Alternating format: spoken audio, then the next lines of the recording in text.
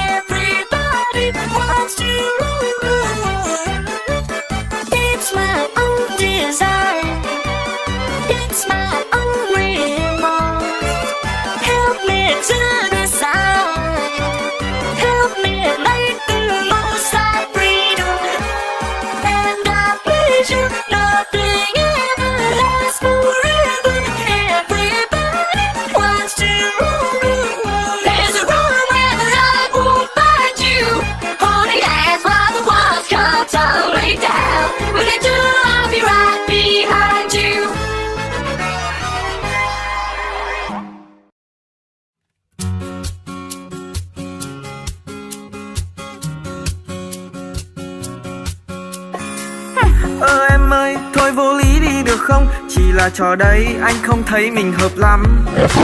Cớ sao chuyện chi cùng giận, anh lai vu vơ ảnh chị gái anh, mà em không nói lời nào dỗi luôn. Xong hôm kia đang ăn uống bên cạnh nhau, lại lôi chuyện cũ 6 tháng trước rồi tức anh. Cứ xem inbox suốt ngày, có con nào đâu em ghen với anh. Vì anh đã xóa hết rồi còn lâu mới tin. Anh không thích thì chia tay đi. Suốt ngày câu chia tay. Anh thì sao game suốt đêm suốt ngày. Vậy thì anh chơi game khác gì? Em ngày đêm nghiện trà sữa. Trà sữa liên quan cái gì mà anh nói em. Anh yêu game nhiều hơn yêu em, suốt ngày ôm khư cái máy. Sao tự nhiên em lên cơn điên, vô lý chưa ai đã làm gì? Tự nhìn xem mình thì hơn ai, selfie suốt ngày đêm kiếm like. Ngày đêm ôm cái máy Facebook khác gì? Mày mới đi giờ đang giữa tháng, nên là tao méo cơ. Thôi giờ đi ra FPT shop mua mấy con Samsung xịn sò. Tiền đâu ra mà mua Samsung, không phải lo giờ đã khác xưa. Trợ giá Samsung đến 5 triệu cơ mà.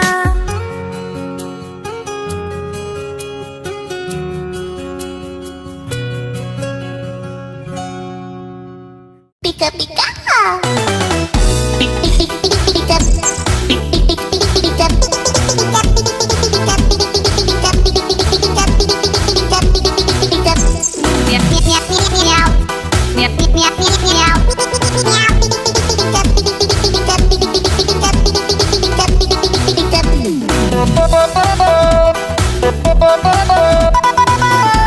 La la la.